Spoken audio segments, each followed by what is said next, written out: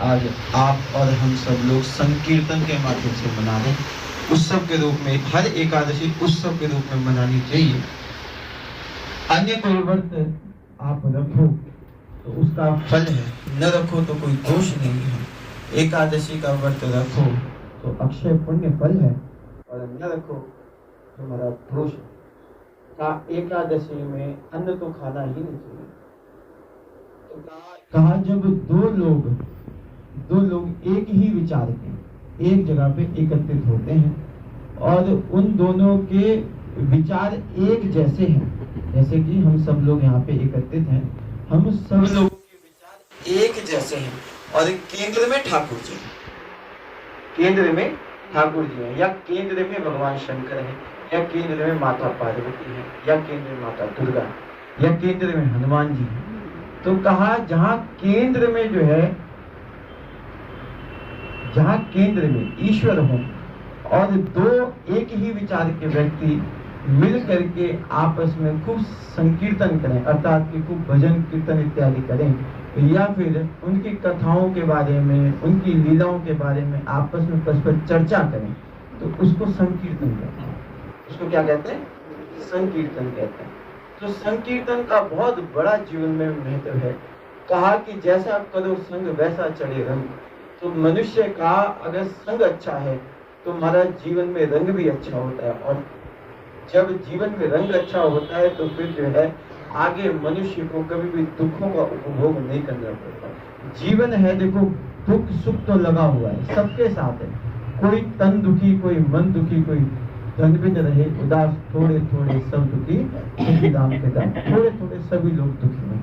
परंतु अगर जो व्यक्ति सत्संग में है, जिस व्यक्ति का संग अच्छा है, तो महाराज उसके लिए दुख चाहे जितना बड़ा हो, भगवान उसको सहने की क्षमता उसको प्रदान कर देते हैं।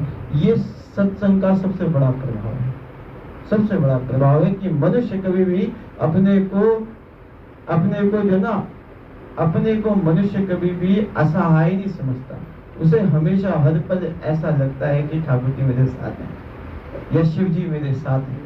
वो हर समय ऐसा आभास मन से करता है। तो ऐसा सत्संग आप सभी लोग हर एकादशी में आकर के इस क्षेत्र में उत्सव के रूप में मनाते हैं। ये बहुत ही पुण्यदायी और बहुत ही लाभप्रद ये क्षण है। इस क्षण में अनर्गल यहाँ की बातें वहाँ की बातें न करते हुए आप सभी लोग खूब संकीर्तन में लगे रहते हैं, खूब आनंद लेते हैं। और एकादशी तो है ही उत्सव अर्थात भगवान ठाकुर जी, क्योंकि सच्चिदानंद रूपाय विश्वोत्पत्त्यादि हेतवे सतघन चितघन और आनंद घन, सतघन चितघन और आनंद घन, ऐसे कौन है? भगवान विष्णु हैं। और कहा ये जो एकादशी की जो तिथि है भगवान विष्णु को अति प्रिय है, इसीलिए एकादशी तो आनंद उत्सव के रूप में ही मननी चाहिए, जो कि हर महीने जो है इस मंदिर प्रांगण में खूब आनंद से धूमधाम से मनती है और आगे भी ऐसी मनती जाएगी। का आज एकादशी के रूप में हम लोग पुत्रदा एकादशी मना रहे हैं। हर एकादशी का मैंने कहा ना कि मनुष्य अन्य व्रत रखे न रखे उससे मतलब नहीं। अन्य व्रत रखता है तो उसका फल है, न रखे तो दोष नहीं है। एकादशी का दोष है, नहीं रखता तो दोष है। तो इसीलिए मैं निवेदन आपसे यही करूं कि एकादशी व्रत हमेशा हर मास आप लोग रखें। देखिए हम लोग भीम तो है नहीं, हमें इतनी ज्यादा भूख तो नहीं लगती है ना। जो है आज पुत्रदा एकादशी है। पुत्रदा एकादशी की सुंदर महात्म्य की कथा है, जो कि भगवान श्री कृष्ण युधिष्ठिर को सुना रहे हैं। युधिष्ठिर पूछ रहे हैं कि श्रावण मास की शुक्ल पक्ष की जो एकादशी है, उस एकादशी के महत्व की कथा क्या है, क्यों उसको करना चाहिए। तो यहाँ पे भगवान श्री कृष्ण कह रहे हैं कि महिष्मतीपुर में महिजीत नाम का एक सुंदर राजा था। वो राजा ऐसा था कि महाराज खूब अपने तन मन धन से अच्छे भाव से खूब प्रजा की सेवा किया करता था। उसकी रानी भी बेचारी खूब तीर्थ व्रत इत्यादि किया करती थी, परंतु उस राजा की कोई संतान नहीं, उस राजा के कोई भी संतान नहीं थी।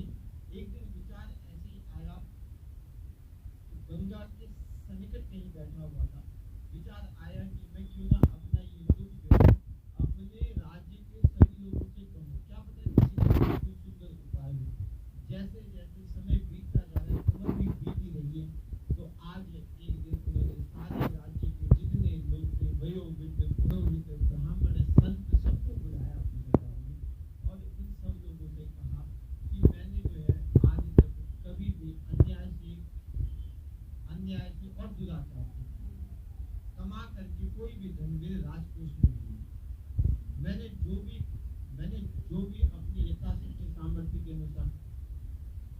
मैंने अर्जन किया उसका मैं खूब दान की इत्यादि करता हूँ, सब ब्राह्मणों को भी संतुष्ट करता हूँ, देवालयों में भी दान की इत्यादि करता हूँ। कहा कि उसके बाद में सब जितने मेरे राज्य में जो लोग हैं सब लोगों का मैं यथाशक्ति के सामर्थ्य के अनुरूप अपने पुत्र वत्सल का ध्यान रखता हूँ, सबको अपना परिवार मानता हूँ। क्या मैंने अपने जीवन काल में कोई भी ऐसा पाप नहीं किया जो मुझे इस प्रकार का जो है ये जो दुख है इसको सहना पड़े। तो सारे राज्यवासी एक दूसरे की शक्ल देखने लगे और फिर राजा ने कहा कि मैं बड़ा परेशान रहता हूँ। कहा कारण ये है कि मेरे कोई भी संतान नहीं है, मेरे कोई भी संतान नहीं है। अगर आप लोगों में किसी के पास कोई ऐसा कोई उपाय हो तो कृपा कर मुझे बताएं। आपके कथना अनुसार आप जो मुझे उपाय बताएंगे उसको मैं अवश्य करूंगा। ऐसा अब सारे राज्यवासी सब जो है एक दूसरे को देखने लगे, सारे संतगण भी एक दूसरे को देखने लगे और राज्यसभा की वो जो बैठक थी वहाँ समाप्त हो, राज्यसभा की वो जो बैठक थी वहाँ समाप्त हो गई और सब लोग आपस में खाना खुशी करने लगे और सभी तीर्थ पुरोहितों को भी बुलाया था, सब ब्राह्मण भी वहाँ थे। तो विचार एक ये बना कि हम लोग जो है किसी जो कोई एक बहुत अच्छा कोई संत होगा उसके पास जाकर इसका उपाय पूछेंगे। सब लोग अपने अपने सामर्थ्य के अनुरूप उपाय को जानने के लिए जगह जगह जाते जाते महाराज आज जो है उनका जो है मिलन हुआ है। आज उनका मिलन हुआ है श्री ऋषिगण से और ऋषिगण लोमेश नाम है उनका, लोमेश ऋषि से उनकी मुलाकात हुई है और लोमेश जी से पूछा कि इस प्रकार से जो है हमारे जो राजा हैं हमें पुत्र प्रेम करते हैं और उनके जीवन में एक विकट समस्या है कि उनके कोई संतान नहीं है, कोई उपाय होना बताओ। लोमेश जी ने नेत्रों को बंद किया और उनके पूर्व जन्म का स्मरण किया। राजा के पूर्व जन्म में निकला कि वह पिछले जन्म में वैश्य का व्यापार करता था। उसने जो है लोगों को बहुत पूछा अर्थात कि अनर्गल महाराज जो है जो वस्तु जिस मोल की थी ही नहीं उस मोल में लोगों को जो है देना इत्यादि किया और कहा कि एक दिन वह भीषण गर्मी में कहीं पर महाराज रेगिस्तान में था और उस रेगिस्तान में पीने के लिए कहीं जल नहीं था। बड़ी मुश्किल से एक जगह उनको एक छोटा सा कुआं दिखा, उस कुएं में थोड़ा जल था और उस जल को पीने के लिए वह कुएं के पास गया। इतने ही वहां पे एक गाय भी आ गई, गाय के साथ छोटा बछड़ा भी था। जितनी प्यास उस वैश्य को थी उतनी प्यास उस गौ माता को भी थी। उन्होंने उस वैश्य ने क्या किया, गौ माता को जो है अपने जो है हाथों से मार करके भगा दिया, जिस कारण से उसको इस जन्म में पुत्र की प्राप्ति नहीं हुई। ये कारण है। और कहा कि अच्छा इसका उपाय क्या है, तो वह बोले कि भैया इसका उपाय ये है कि जो श्रावण मास की शुक्ल पक्ष की जो पुत्रदा एकादशी आती है, जो कोई भी मनुष्य यथा शक्य सामर्थ्य के अनुरूप नियम से इस व्रत को करता है उस व्यक्ति के संतान अवश्य होती है। तो ऐसा जो व्रत उन्होंने सुना, सारा विधान सुना, जाकर के राजा को बताया, राजा ने अपनी रानी को बताया और दोनों ने विधिवत जो है पुत्रदा एकादशी का व्रत किया।